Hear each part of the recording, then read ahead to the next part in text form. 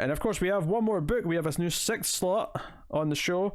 Patrons voted between 4 Superman books. The winner was Superman Emperor Joker, which consists of 9 issues. And we will be starting with Superman issue 160. This is volume 2, of course. So just in case you weren't familiar, because I know some people, started reading at Rebirth or started reading recently, and, our main podcast helps them along with it. But just to explain this context of Superman's books here, if you're wondering what I mean by volume 2. So Superman, of course, started from issue 1, like 1940, give or take, right? It was right after Action Comics. Superman got his own book.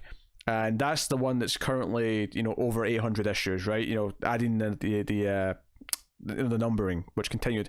Unlike other books, though, you're not actually adding in volume 2, because volume 2 was concurrent with the same book. The original Superman book kept going, because when they relaunched Superman after Crisis with John Byrne, they started Superman from number 1 again, and this is what we call Superman Volume 2. But Superman Volume 1, the main Superman book, didn't go away. They just changed the title. It became Adventures of Superman, and then renamed back to just Superman again after about, because Superman Volume 2 had like 200 or so issues, and then that went away, and the main book just get retitled back to just being Superman again. So the reason why we specify volume 2 is because it doesn't actually get included in the numbering with the main book, because the main book never stopped. It kept going the entire time. Just had a title change. And it's going to be, this is a crossover between all the Superman books of the time, and you're going to see Adventures of Superman pop up as 2 of those issues, and that's actually the original Superman book. So Superman 160, Superman Volume 2 160. Hopefully that explains it. It's comics for you folks. So just to sum that up, there was Superman. Yeah. They rebooted with a second Superman number 1. The main Superman book became Adventures of Superman. So Adventures of Superman and Superman Volume 2 ran side by side, along with Action Comics and occasionally a Man of Steel book.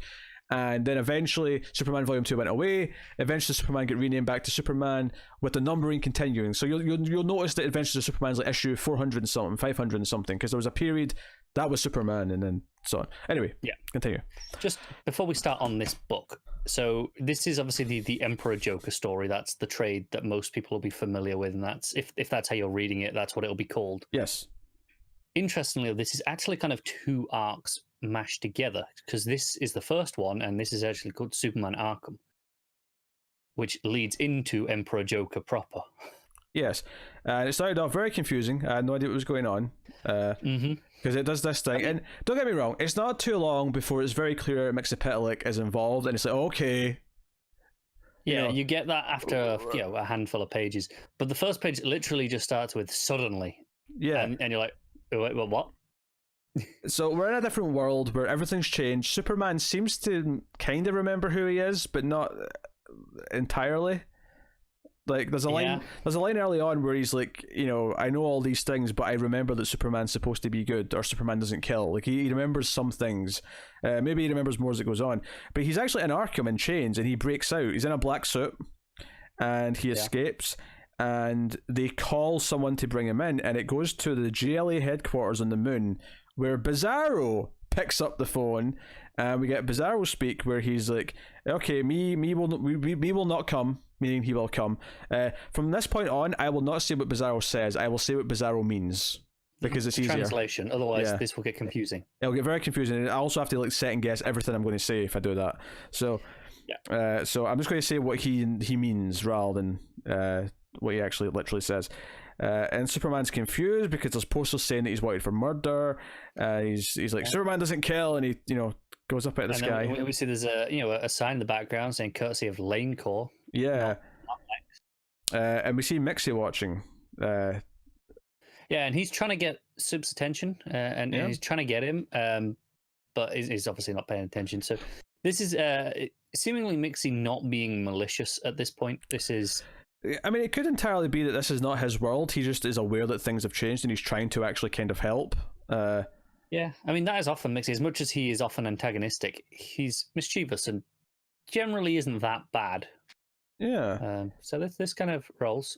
Do you know, I really like Ed McGuinness's art. It's not something that I want in every book, but I think it's got a really fun, like, Superman the Animated Series style to it. It feels it is cartoony. Incredibly animated series, cartoony. Yeah. Everything's huge muscles, hyper accentuated, but it's it's so fun and expressive. Yeah, like I don't want this for like a serious Superman story, but I think for, like we were talking about earlier, where Batman had Batman, and post Crisis that was the serious stories, and then Detective was the rompy one. If this was the rompy Superman book we had every month, like I'd be more than into it. Yeah. I mean, there's a page coming up in just like the next page where it's Superman versus Bizarro, and oh boy, the muscles like, and this is the sort of thing where in some artists would be going, oh, these proportions are hideous. This looks so ugly, but McGuinness is so cartoony. And well, look at the a page or two later when Superman sort of bounces off the flagpole and Bizarro hits his face into it. It's a cartoon. When Bizarro hits that flagpole,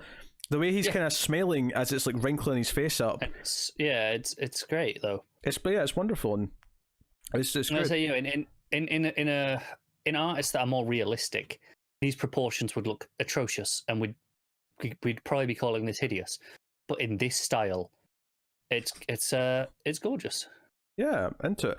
And Superman lands in the office of Lois Lane, who's kind of the Lex Luthor of this world, basically. Even later on, we find out she's wearing a wig, and she's actually bald. But there's a flash of recognition where she goes to call him Clark. Yeah, because he looks up at her and he says, Lois. And she's like, Clark. And then she gets angry because, like, how dare you call me Lois? I'm Miss Lane. Don't you forget about it. And then she's got, dogs and shit. By the way, there's a single issue on DC, because I'm reading the trade here. Is there a page of just Mixie with a red background? And he sort of, because I was confused as if this was the cover to the next issue, and it just ended an issue. Was this right at the end? No, it's right after where Bizarro says down and near. Right after that page, there's like I don't remember seeing that. I think find that page Bizarro just to double check. There's a good chance that this is just in the trade version, because it had to because sometimes they've got the 2-page spreads coming, so they have to sort of realign where the pages are sort of falling. Yeah. So it may just be a filler page for the sake of that, but the down and near is fairly early, isn't it? It's like in the middle ish. It's right before the graveyard stuff. The graveyard Solitude. Right before the graveyard. Then definitely not. Okay. I was just curious. Because I got confused. Yeah. Oh, wait, is this the start of the next issue? But the only thing that told me that it wasn't is that the trade does have the issue titles at the bottom in text. It says, Superman 160. So it let me. So I was confident it wasn't, but it confused me for a second. You off. Yeah. No. It goes from down and near to the graveyard. Yeah. So he's fighting him at the pier. He's dunking him underwater. That's Bizarro. That is. He's fighting Superman. And again, very expressive. I love Bizarro's big thick eyebrows, so good. And then Aquaman Aqua something shows up. He's got instead of a hook, he's got like an axe, but he's obviously not a human head. He's got like a fish head. I'm not gonna lie, I want this version of Aquaman all the time. Bizarro uses his freeze vision to stop him, which is pretty funny. And Grundy, which was mentioned at the start, but Grundy's actually the one running Arkham right now, as bizarre as that sounds. And there's a Pinky and the Brain joke as well earlier on. Pinky and the Brain. Yeah, because it's the guy there with him is like, so how's this gonna go tonight? He's like, the same way it goes every night. And I was like, I mean, I'm assuming you did as well, but it's like Warden Grundy, he's escaped again. What are we gonna do? Do what we do every night, Officer Day. I'm just like, I can't help but read it in that voice. Yeah, if no one's seen it, there's a great video of the voice actors who do Pinky and the Brain doing a scene from Breaking Bad of Walt and Jesse. It's wonderful. So go check it out. But yeah, we see Lois is, he wears a wigs. Superman's chained up back in Arkham again, and that's the end of the issue. So he escapes and gets caught. I will say I'm excited because the cover for the next issue for Adventures of Superman 582, which is the next one we'll be doing next episode, it's got Supergirl on the cover, so I'm excited to see how she fits into this. Okay, I've not seen that cover yet. Obviously doing single issues, obviously DC Universe doesn't automatically suggest 582 because I mean it hasn't got that sophisticated algorithms programmed. It just mixed up in series Superman 161, which is understandable. To give Comicsology some credit, they actually do have this where when you get to the end of an issue, it'll give you next issue in series, but underneath that it'll say next issue in story arc, and a lot of them will be programmed into it. So that's quite good. That's fair. I will say in this particular case, the final panel, I don't know if it's edited out in the trade version, sometimes it is, in the single issue does say, be here next week for Adventure Superman 582. So it's very clear that's where it continues. Let me open it back up, because this is something. Kids, check out our next chapter where anything can happen and sometimes does. That's what it says in this trade version. Oh, so it doesn't actually say.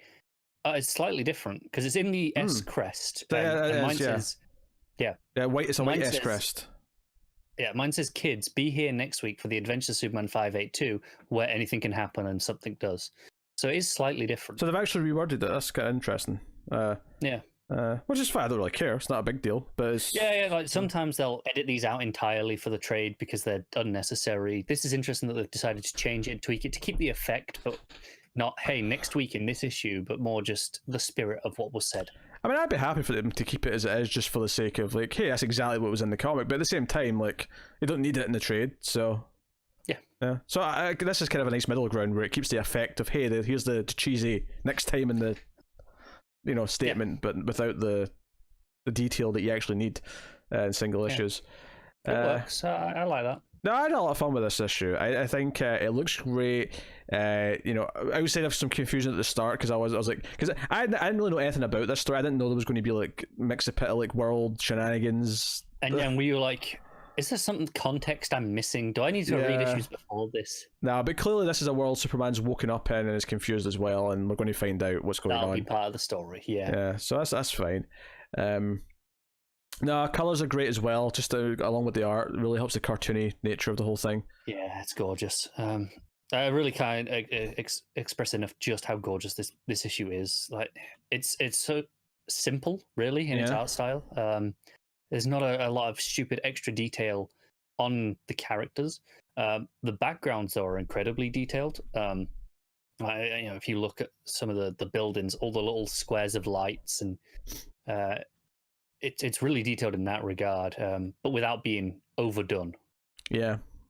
What are you giving it? I'm gonna give it an 8. I am knocking off half a point just for like the first 6 pages of confusion. Yeah, I'll also give it an 8. I think it's a solid 8.